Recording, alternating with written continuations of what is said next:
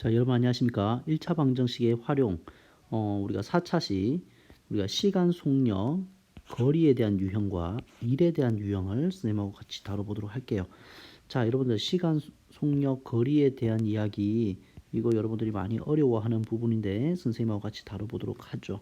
자, 먼저 여러분들 시간은 속력분의 거리이다. 시간은 속력분의 거리이다. 이 공식 하나는 기억하고 있으라고 그랬죠, 선생님이. 자, 그리고 나머지 것들은 다 여기서 유도할 수 있다라고 그랬어요. 자, 속력이 분모에 있잖아요. 그죠? 얘는 우리가 요 위로 등호를 중심으로 이렇게 넘어가서 자, 양변에 같은 속력을 곱하게 되는 거기 때문에 제거되고 속력이 옆으로 올라가서 분자에 형성된다. 그죠? 그래서 여러분들이 거리라고 하는 것은 시간 곱하기 속력 이렇게 해서 두 번째 공식이 이렇게 유도될 수 있다라는 것도 선생님이 얘기를 했었죠. 자, 그래서 그 부분도 여러분들이 생각하면서 보면 되고, 그 다음에 만약에 속력을 알고 싶다. 자주 쓰이진 않지만 속력을 알고 싶을 때는 어떻게 돼요? 속력이 분모에 있으면 안 되잖아요. 그래서 얘를 분자로 보내고 속력을 보내고 시간은 다시 내려와서 여기에 시간이 들어가는 거죠. 그래서 여기는 없어지고, 그래서 속력은 시간분의 거리 이렇게 해서 속력은 시간분의 거리 이런 식으로도 만들 수 있다. 자, 그런데 여러분들이 앞으로 많은 문제들을 접해보면 알겠지만 가장 많이 사용되는 것은 딱 이거 두 개예요. 바로 시간은 속력분의 거리라고 하는 이 공식과 거리는 시간 곱하기 속력. 자, 그래서 시간 공식과 거리 공식 이 두 개를 가장 많이 사용해요. 시간 공식과 거리 공식 이거 두 개는 반드시 여러분들이 능숙하게 바로 전개할 수 있도록 이렇게 기억을 해 두셔야 돼요. 자, 그래서 그 부분 기억하면서 자, 여러분들 그리고 이게 시간 거리 속력 시간에 대한 문제를 여러분들이 좀 하기에 앞서서 좀 알고 있으면 좋은 노하우를 먼저 알려줄게요. 자, 문제 상황에서 얘들아 우리가 거리를 구하고 싶어요. 거리를 구하고 싶어. 그럼 구하려고 하는 것을 뭐로 둬야 돼요? 그렇죠? 구하려고 하는 것은 미지수 x로 둬야 되겠죠. 그죠? 그럼 이 거리를 가지고 해서 방정식을 구성할 건데 그 방정식은 어떤 공식을 기준으로 시간을 가지고 시간을 통해서 우리가 방정식을 세운다. 거리가 제공되었을 때는 거리를 미지수로 두고 시간에 대해서 방정식을 세운다. 자, 그리고 만약에 시간을 구하고 싶을 때 그럼 구하고 싶은 것은 미지수 x로 둬야 되겠죠. 자, 그랬을 때는 어떻게 되는 거예요? 그렇죠. 시간을 x로 뒀으니까 그 시간을 재료로 삼아서 우리가 방정식을 구성할 건데 어떤 공식을 기준으로? 거리 공식을 기준으로 방정식을 세운다. 그래서 여러분들이 아까 말했지만은 시간 공식과 거리 공식은 반드시 기억하고 이걸로 주로 방정식들을 세운다라는 것을 여러분들이 꼭 기억을 하세요. 자, 그 다음에 우리가 여기서 시간, 속력, 거리에서 여러분들이 많이 간과하고 좀 가볍게 생각해서 나중에 문제가 생기는 게 바로 단위예요. 단위. 자, 문제 상황에서 시속이라는 말이 나온다면 이 시라고 하는 것은 뭐를 의미한 거냐면 시간을 의미하는 거예요. 시간. 그러니까 기본 단위가 1시간, 2시간, 3시간 하는 시간이라는 거예요. 기호로 우리가 hour 이렇게 h로 보통 쓰죠. 그리고 그래서 시속 몇 킬로다. 시속 몇 킬로다. 동그라미 시속 동그라미 킬로다 하면 우리는 시간과 거리의 단위를 기본 단위를 시간과 킬로미터로 잡아야 된다라는 거죠.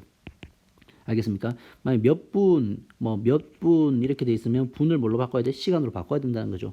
몇 미터, 이렇게 2000미터 이런 게 있으면 얘를 2km로 바꾸라는 거죠. 맞습니까? 통일시켜야 되는 거예요. 단위를 통일시켜야 된다.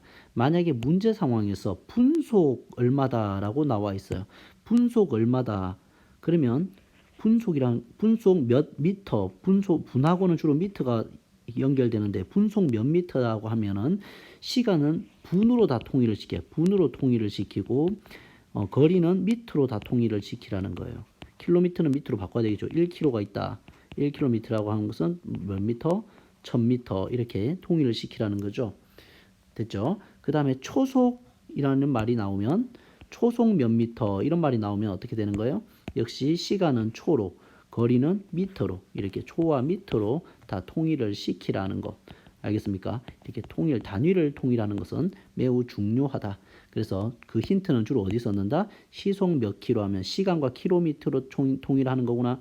분속 몇 미터다 하면 분과 미터로 통일하는 거구나. 초속 몇 미터라고 하면 초와 미터로 단위를 통일하는 거구나 라고 여러분들이 인지를 하면서 단위를 통일하면서 가야 되겠습니다. 실수를 안 할 수 있어요. 자, 우리는 시간, 속력, 거리에 대한 활용 문제는 선생님이 크게 4가지로 유형화 시킬 거예요. 자, 어떤 우리가 뭐해서 집에서 도서관까지 간다. 자, 그때 갈 때와 올 때 속력이 다를 수 있잖아요. 그래서 왕복하는 그런 문제 상황에서 갈 때와 올 때 속력이 바뀌는 경우, 자, 이 경우와 그 다음에 구간별로 속력, 우리가 만약에 여기 영월에서 서울까지 갈 때 영월에서 원주까지는 시속 몇 킬로로 가고 원주에서 서울까지는 시속도 몇 킬로로 간다. 그래서 구간별로 속력이 바뀌는 경우, 딱 그때 또 우리가 어떻게 문제를 해결하는지. 그 다음에 우리가 예를 들어서 시간차가 있는 경우에요.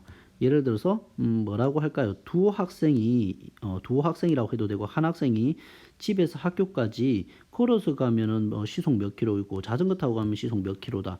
그러면 우리가 집에서 학교까지 갈 때 교통수단에 따라서 우리가 도달하는 시간의 차이가 생길 수 있겠죠. 이렇게 시간차가 생기는 이런 상황일 때 우리가 느린 속력으로 가면 시간이 많이 걸릴 거니까 느린 속력으로 이동한 시간에서 빠른 속력으로 이동한 시간을 빼주면 그 시간차가 나오겠죠. 이런 식으로 문제를 해결하는 게 있고, 그 다음에 또 어디에 그 친구끼리 약속을 잡았어요. 그래서 서로 마주보고 어떤 약속 장소에 도착할 거야. 나하고 예를 들어서 뭐 구영태 선생님하고 어디서 동강둔치에서 만나기로 했어요. 그러면 예를 들어서 선생님 같은 경우는 시속 몇 킬로로 가고 그 다음에 구영태 선생님은 시속 뭐 또 다른 몇 킬로로 갔을 때 그러면 우리가 도착했을 때 우리가 걸린 총 시간은 같잖아요. 그죠? 그러면 선생님의 간 거리는 시간 곱하기 속력이니까 공통 시간에다가 선생님의 속력을 하면 되죠. 하여튼 뭐 너무 구체적으로 하기는 지금 그렇고, 그래서 서로가 마주보고 걸어서 어떤 약속 장소에 도착하는 상황이라고 했을 때, 그러면 우리가 걸린 시간은 똑같을 테니까 그 시간 동안 이동한 각각의 거리의 합을 다 더하면은 두 지점 사이의 거리가 나오겠구나라는 그런 아이디어를 이용해서 문제를 해결하는 이 4가지 유형이 주로 유형화되어 있어요. 자, 그러면 선생님하고 이 각각에 대해서 좀 다뤄볼 건데 한 번에 다 설명하면 좀 어려울 테니까 일단 하나를 하고 그 다음에 나머지 3개는 좀 잘라서 가도록 할게요. 선생님이. 자, 왕복 시 속력이 바뀌는 경우에 대해서 우리가 문제 상황을 통해서 보도록 하죠. 자, 같이 한번 대표 유형을 보도록 하자. 아이니가 등산을 하는데 올라갈 때는 시속 3km, 내려올 때는 올라갈 때보다 3km 더 먼 길을 택하여 시속 4km, 그래서 총 2시간 20분 걸렸다고 한다. 올라간 거리가 얼마냐라고 했으니까 올라간 거리를 뭐라고 두면 되겠어요? X라고 두면 되겠죠. 자, 등산이니까 우리가 자, 여기가 하산하는 곳, 여기가 정상이라고 쳐봅시다.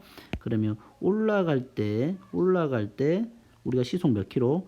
시속 3km/h라는 속력으로 가고 거리는 x라는 거리죠.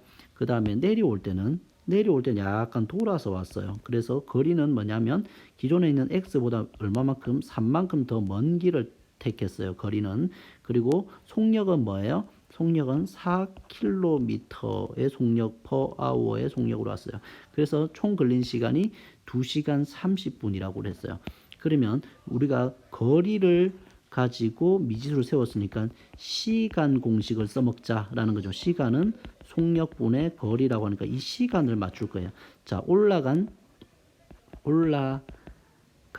시간 플러스 내려온 시간을 더하면 총 몇 시간? 2시간 30분이 되겠죠. 맞습니까? 근데 우리가 시속 몇 킬로라고 했으니까 30분이고 그냥 놔두면 될까 안 될까? 안 되죠. 30분은 30분을 몇 시간으로 바꿀 때는 자, 분이라고 하는 것은 시간과 비교했을 때 어떻게 해요? 자, 60분의 1을 곱해주면 돼요. 우리가 1시간이 60분이니까 60분의 1을 곱해주면은 시간으로 바뀌게 돼요. 그러면 30에다가 60분의 1을 곱하면 2분의 1 되겠죠. 2분의 1시간이 되는 거죠. 그죠? 2분의 1시간. 그러면 2시간에다가 2분의 1시간을 더하니까 얼마가 되겠어요? 2분의 2는 4, 5시간이 되겠네요. 2분의 5시간. 됐습니까? 자, 이렇게 되는 거예요. 그럼 올라갈 때 시간, 내려올 때 시간은 속력분의 거리라고 했잖아요. 올라갈 때 속력이 얼마예요? 3이죠. 거리는 x네요. 맞습니까? 올라갈 때의 속력, 거리. 그 다음에 내려올 때는요. 내려올 때는 우리가 거리가 속력은 얼마요? 4고 그 다음에 거리는요. 우리가 길을 3km 더 먼 길을 선택했다고 해서 이렇게 하면 되겠죠. 그랬을 때 총 걸린 시간은 2분의 5 시간이 되는 거잖아요. 그래서 여러분들이 이걸로 문제를 해결하면 되겠죠. 방정식 구성했으니까 구하면 되겠네요. 자, 이제 양변에 얼마? 양변에 12를 다 3과 4와 2의 최소 공배수 12를 곱해보면, 자, 빨리 할게요. 시작하면 4x 플러스 시작하면 3이죠. 그러면 3이 이 각각과 만나니까 3x 플러스 9 되고 2와 12가 약분되면 6이죠. 6, 5, 30.